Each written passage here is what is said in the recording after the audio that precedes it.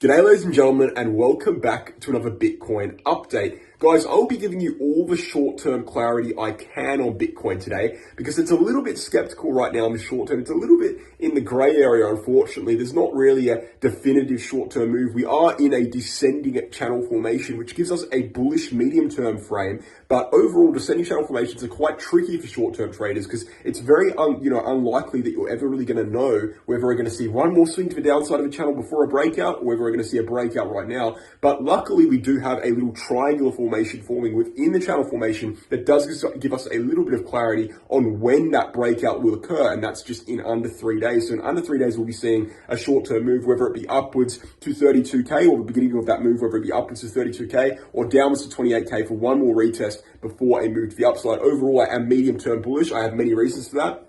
I believe that August will be the month in which we see a directional move on Bitcoin, most likely to the upside, and I'm very excited for it. So without further ado, guys, it's a pretty broad update today, pretty brief as well. I just analyze everything, give you everything you need to know, and then go.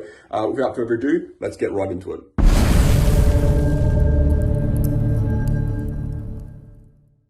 All right, ladies and gentlemen, look, I'm just going to be looking at the daily chart today, looking at the 1 hourly chart, looking at a new structure that we've got forming there. 3-hourly chart, 3-day chart, the overarching uptrending support line, downtrending support line that form kind of my prediction in the medium term. Looking into Ethereum as well, looking into S&P 500 and the DXY. But before we do any of that, Bitget Exchange, guys, 5 times lower fees than Binance, optional KYC. And by the way, 5 times lower fees than Binance makes it basically the cheapest fees in the game. And it can be even cheaper if you sign up using my referral link, which gives you a 15% trading fee discount on top of the already low fees in the exchange. So go ahead and do that. They've also got reward center, reserves information, protection fund, etc. All the stuff you need in an exchange. Referral links in the description below, check it out. All right, let's get into it straight away. Basically, my overarching prediction for this video is that I don't believe Bitcoin will go much lower at all. In fact, I don't see Bitcoin, I don't really see Bitcoin going below 28K for any extended period of time. I don't. And there's many reasons for this, and it's going to be hard to get into it. I'm wondering where I could start here. I think I'll just start off the daily chart. Basically, Bitcoin, and this is kind of it seems like a simple argument on the surface, but it's actually not, because it ties into this important 3-day chart here. Basically, Bitcoin has a really, really large amount of support, okay? It has support not only from the price, but also from the RSI, and RSI support is what's important when it comes to Bitcoin. You could make the argument that, oh yeah, we've got a bearish divergence here on the RSI, but you need to understand, and I think you probably do understand, but perhaps you're ignoring it, that these daily chart bearish divergences, quote-unquote divergences, that last for very long periods of time are nothing more than just resistance lines that are waiting to break, right? We have these all the time. We have these big kind of resistance lines on the RSI that take a very long period of time to break to the upside, and when they do, you see a dramatic kickoff and a dramatic move to the upside. That's exactly what we're seeing form again. Now, I'm not saying that we're going to break this to the upside anytime soon, this one in red, because we are very far away from touching it. But what I am saying is that line could be acting as resistance, right? And generally speaking, if you're going to see a very strong bearish divergence on Bitcoin, such as what we saw back here, what I just showed you, you're going to see much more than 2 rejections from it, right? Which means we'll probably come up and test this line again, which means we can use this as a take profit line for the next swing to the upside on Bitcoin. Now, you might be wondering, oh, you're assuming we're going to see a next swing. Well, I think we will see a next swing, and the reason being is because I think we have a shorter term structure on the RSI in yellow, as you can see, this kind of triangular structure in yellow, and that is coming to an apex around actually on the last day of August. Now, before we continue saying anything there, what you'll notice is that sounds very familiar, right? This logarithmic triangle that we have on Bitcoin on the 3-day chart is coming to an apex on the last day of August as well. So it lines up perfectly, and I don't think that's a coincidence. But anyway, the RSI daily chart triangle is coming to an apex on August, and I believe we'll probably break that to the upside. I believe on the swing to the upside, we can use this RSI downtrending line in red as a take profit zone for the next swing to the upside. Where will that swing go to? Well, if we're speaking historically, we're looking at historical resistance, we can probably expect that swing to take us somewhere into the high 30k regions, 36k, 37k, 38k, and that's probably what we'll be topping out on the next move to the upside. That's what I believe personally. And I think the RSI is a very good tool of measurement for us to kind of predict where that next move will go. And also, by the time we reach that red resistance zone in the RSI, we could start thinking of taking profits of the swing or de-risking or whatever we might want to doing at that point in time. But I do not see that this I do not see this red RSI line as a reason for Bitcoin to go down right now. It simply doesn't make sense. I mean, it's not even a valid resistance line yet. Yeah, we've seen 2 retests, cool. It's not actually a resistance line yet, it's just a basic divergence. And with basic divergences, you're generally going to see a lot more than 2 retests of a line. You're going to come back up and see it again 3, 4, 5 times. That's what we've seen historically, at least in the daily chart. So look, that's what I think will occur there. We've also seen that daily chart divergences on the RSI have been very, very weak, as well as weekly chart divergences on the RSI, and they don't lead to full retracements. I mean, this divergence, by the way, has been forming since back here in January. If you expect this divergence to play out in the same way it usually plays out in things like the hourly chart, you'd expect us to go all the way back down to 19K and lower than that, because that's where the divergence even started forming. So if you think that Bitcoin's going to go to 15K because of a daily chart divergence, I don't know what to tell you at that point.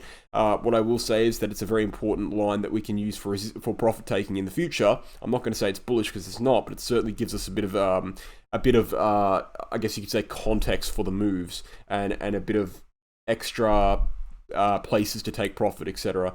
So yeah, that's something I'm looking at, and realistically the only important thing I'm looking about it is the apex zone. The apex zone is the same as the apex zone on the major logarithmic chart, the end of August, and that confirms that a move will be coming in August. I also want to point out that over the last few days we've been testing support on this RSI line, which means that we do have very strong support where we're at right now, which kind of supports what I was saying before. I don't believe that Bitcoin will go very far below 28K. I'm not going to say I'm super confident in that belief. I'd say it's probably a vague belief. I don't think you can be super confident in the belief like that. What I can be confident in is that I don't think Bitcoin will go below 24.5K. That is not for sure, but that's something I'm confident in. But either way, all of this doesn't really matter in the sense of the macro. In the macro scale, it can do whatever the fuck it wants, right? As long as it doesn't go below 15. That's from a 4-year cycle perspective. But overall, I think that it's probably unlikely we do those things. If we're looking at 3-day chart, and this is one of the reasons for it, right?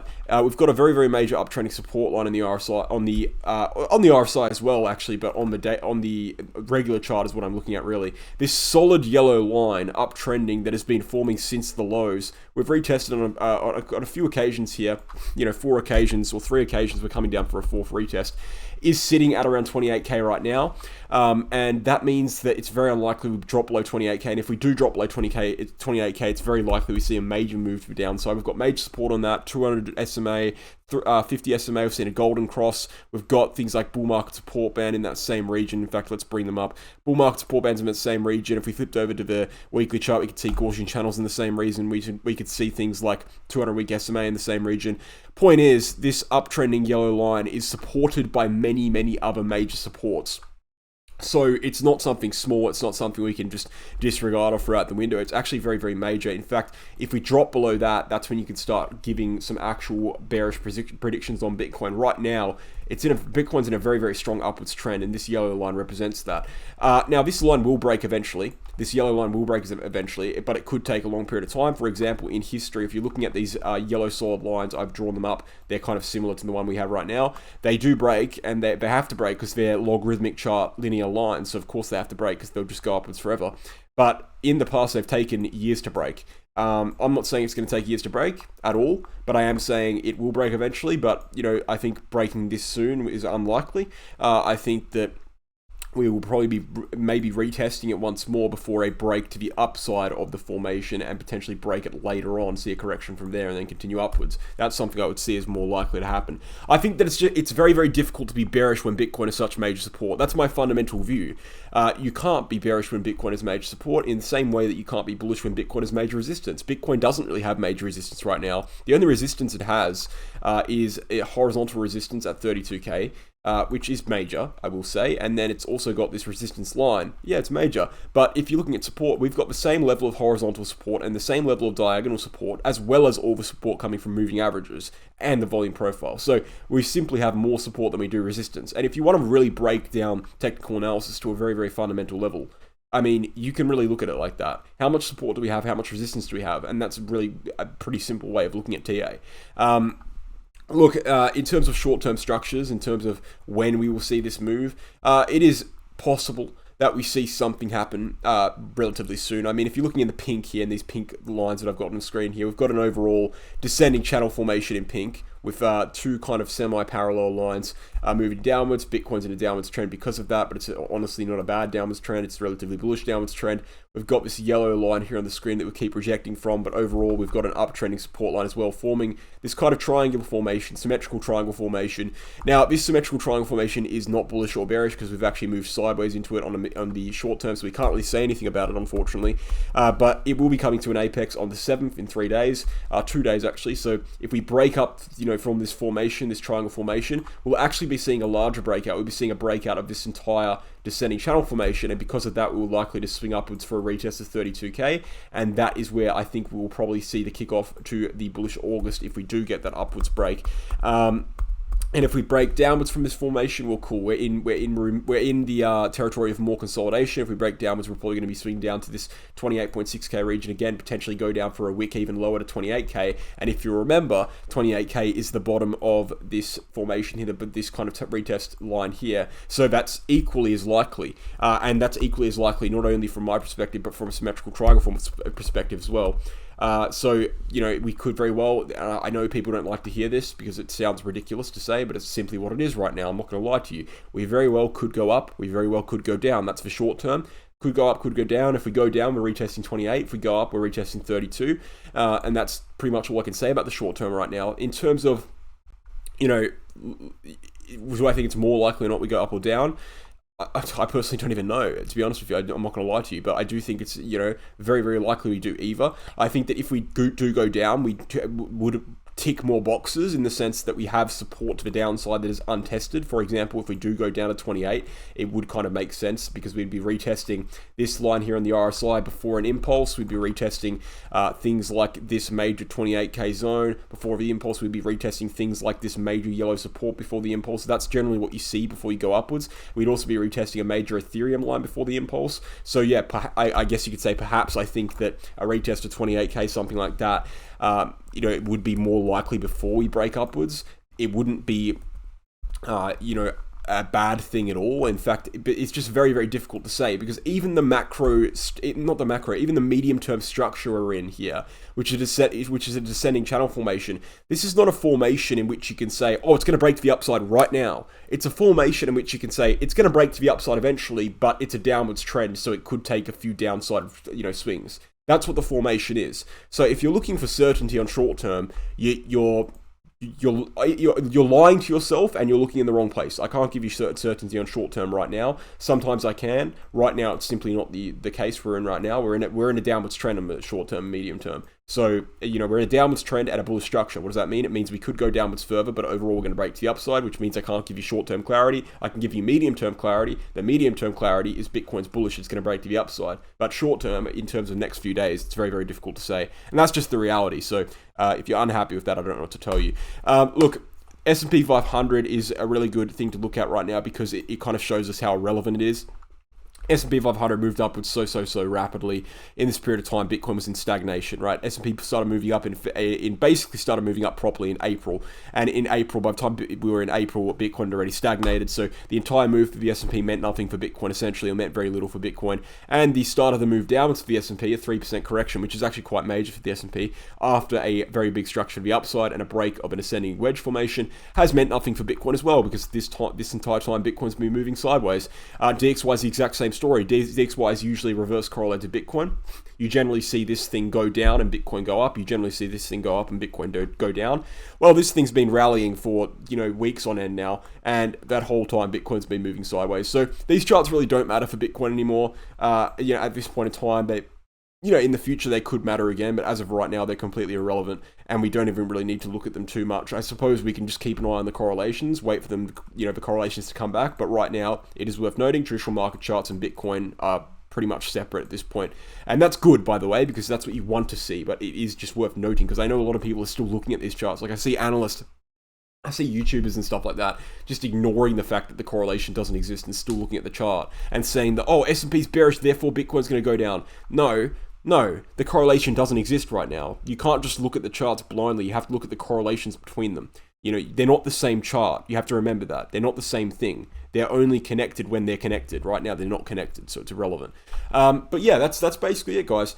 Yeah, so I'm sorry I couldn't give you any short-term clarity. I give you short-term clarity in a certain sense, right? I gave you short-term clarity in the fact that we're going to be seeing a breakout of this shorter-term triangle, either up to 32 or down to 28 within 3 days. That's clarity in its own sense. But in terms of short-term direction, yeah, I don't know, who knows? But medium-term direction is quite clear. I think medium-term direction leans bullish, and I think that's pretty much what we're seeing in the charts right now. So guys, without further ado, I think I ended there. Check out the VIP group, guys. We've got 79% win rate over the course of over 100 trades. Now we trade altcoins on there in Telegram. We've been doing very, very well. So check out all the information in the Telegram group, Telegram information group. You can find a link to that in the description below. You can also check out the Crypto Academy, become a trader 10-unit course, learn how to trade on that course. The website is here. All the information is on the website, including the email address contact. You can contact us there on the email address with any questions you might have, requesting payment information, etc. Literally anything you want, and we'll answer that for you. And guys, thank you for watching. Hope you enjoyed, and I'll catch you in the next one.